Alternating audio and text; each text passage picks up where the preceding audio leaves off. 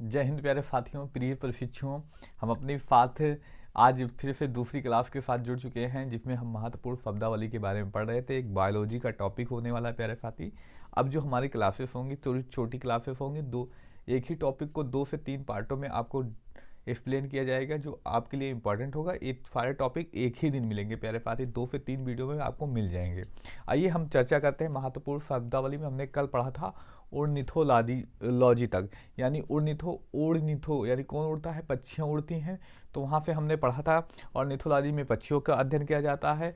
Ornithologist पक्षियों के अध्ययन करने वाले व्यक्ति को कहते हैं। उसी के आगे आज हम पढ़ते हैं। आज जो हमारा शब्द होने वाला है माइको। माइको क्या होगा प्यारे साथी? माइको। जो आज का हमारा पहला शब्द है माइको शब्द है। अब माइको, यहाँ पे कौन कौन से प्रश्न बनेंगे? माइको, देखिए माइको किसे कहते हैं प्यारे साथी, सबसे इंपॉर्टेंट यही बन जाता है। तो देखिए यहाँ पर हम माइको लेते हैं, तो माइको से एक शब्द आपके चहन में आना चाहिए, कवक। कवक, इसी को क्या कहते हैं प्यारे साथी? फंगस भी कहते हैं। इसी को क्या कहा जाता है प्यारे साथी? फंगस भी कहते हैं। अब यहाँ पे क्या बनेगा, कौन कौन से प्रश्न प्यारे साथी बनते हैं? तो माइकोलॉजी। माइकोलॉजी क्या होता है? इंपॉर्टेंट है। माइकोलॉजी क्या होगा प्यारे साथी? एक शब्द आएगा माइकोलॉजी जो इंपॉर्टेंट है, दूसरा शब्द जो आएगा माइकोराइजिया। क्या आएगा प्यारे साथी? माइकोराइजा।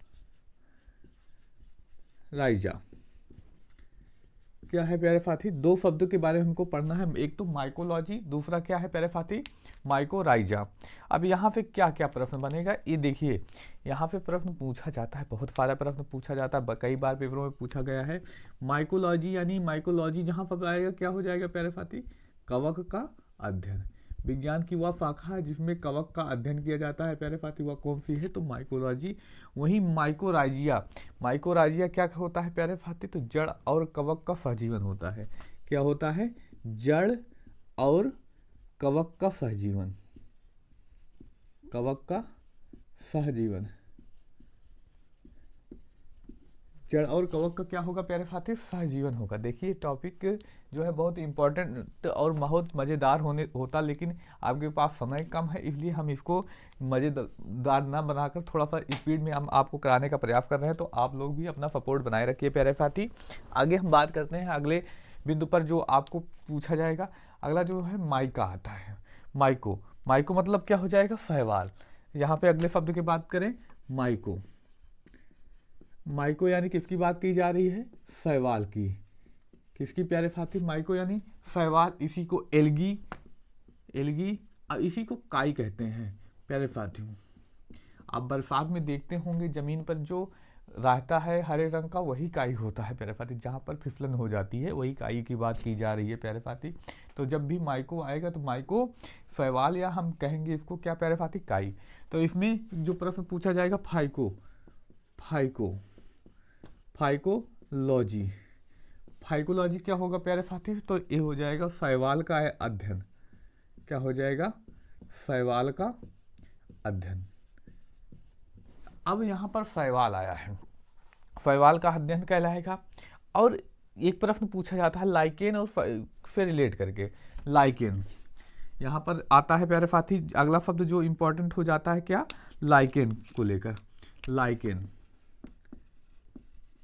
लाइकेन को लेकर एक शब्द महत्वपूर्ण जो आपके एग्जाम के लिए इंपॉर्टेंट है, पूछा जाता है लाइकेन को लेकर। तो आइए उस शब्द के बारे में चर्चा करें प्यारे साथी। तो लाइकेन, लाइकेन क्या होता है? इसको कवक और शैवाल का सहजीवन कहते हैं। किसका? कवक और शैवाल का सहजीवन। कई बार पेपरों में पूछा गया है। कवक और शैवाल के सहजीवन को क्या कहते हैं प्यारे साथी? तो लाइकेन कहा जाता है। यहाँ से इंपॉर्टेंट प्रश्न ए बन जाएगा। अब लाइकेन का काम क्या होता है? तो लाइकेन जो होता है वायु प्रदूषण का सूचक होता है। क्या होता है? यह वायु प्रदूषण का सूचक होता है। सूचक होता है। इंपॉर्टेंट। लाइकेन क्या होता है? कवक और शैवाल का सहजीवन। और क्या इंपॉर्टेंट है? वायु प्रदूषण का सूचक होता है। अब याद रखिएगा, जहां पर वायु प्रदूषण अधिक होगा वहां लाइकेन कम पाया जाएगा। जहां वायु प्रदूषण अधिक होगा वहां लाइकेन कम पाया जाएगा। क्या होगा प्यारे साथी, याद रखिएगा, जहां वायु प्रदूषण की ज़्यादा हो जाएगा वहां पर लाइकेन की मात्रा क्या हो जाएगी प्यारे साथी, कम हो जाएगी। और एक प्रश्न, एक लाइकेन होता है कौन सा, तो रोसेला लाइकेन। कौन सा आता है प्यारे साथी नाम, तो रोसेला लाइकेन, रोसेला लाइकेन। अब ये इंपॉर्टेंट क्यों है, क्योंकि इसी से लिटमस पत्र बनता है। क्या बनता है प्यारे साथी, लिटमस पत्र बनता है। एक किस काम में आता है, तो किसी भी अम्ल की या क्षारक की प्रवृत्ति बताने में, वो अम्ल है या क्षारक है, कोई भी लिक्विड होगा या कोई द्रव होगा, कुछ भी होगा, तो वो उसकी प्रकृति बताएगा कि लिक्विड है कि क्या है प्यारे साथी, अम्ल है या क्षारक है। तो कैसे, तो हम एक शब्द याद रख सकते हैं, अनिल। जो लिटमस पत्र होगा अम्ल में क्या हो जाएगा, नीले से लाल हो जाएगा। एक आप याद करके लीजिए, दूसरा अपने आप याद हो जाएगा। और वहीं अगर क्षारक की बात करें तो छलान, इसमें क्या हो जाएगा, क्षारक, इसमें क्या हो जाएगा, लाल, लाल से नीला। अम्ल नीले लिटमस पत्र को लाल कर देगा, और क्षारक अगर होगा तो क्या होगा, लाल को नीला कर देगा। तो यहाँ पे इंपॉर्टेंट प्रश्न ये बनता है प्यारे साथी। अब आगे बात करते हैं प्यारे साथी, और कौन से एक और महत्वपूर्ण टर्मिनोलॉजी की यानी महत्वपूर्ण शब्दावली की चर्चा कर लें।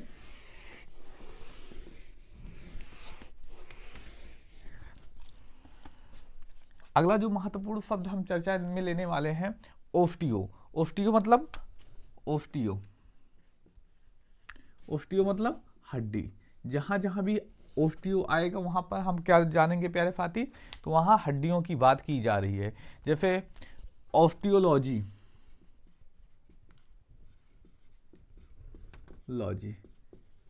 यानी हड्डियों का अध्ययन। विज्ञान की वह शाखा जिसमें हड्डियों का अध्ययन किया जाता है, क्या कहलाती है प्यारे साथी, तो ऑस्टियोलॉजी कहलाती है। और क्या इससे प्रश्न बनेगा, ऑस्टियोमलेशिया। क्या हो जाएगा प्यारे साथी, ऑस्टियोमलेशिया।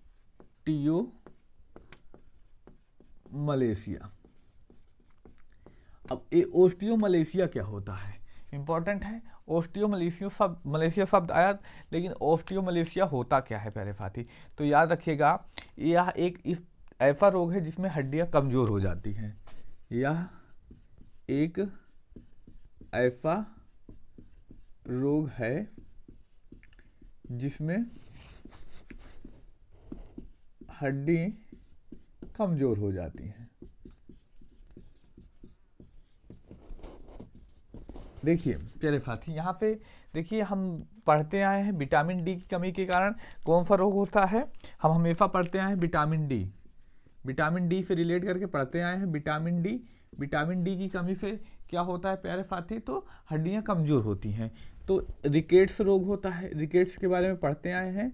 यही रिकेट्स रोग ये बच्चों में होता है, यानी बच्चों की हड्डियां क्या होगी प्यारे साथी, कमजोर हो जाएंगी। अगर बच्चों की हड्डियां कमजोर होंगी तो उसको क्या कहेंगे, रिकेट्स कहा जाएगा। इसमें क्या होगा, बच्चों की हड्डियां कमजोर, यानी एक इसमें होता है तो बच्चों में होता है। लेकिन जो ऑस्टियोमलेशिया है यही रोग है, लेकिन इसको जो नवयुवक हैं यानी वयस्क जो हैं, वयस्कों में इसको क्या किस नाम से जाना जाता है, तो ऑस्टियोमलेशिया के नाम से जाना जाता है।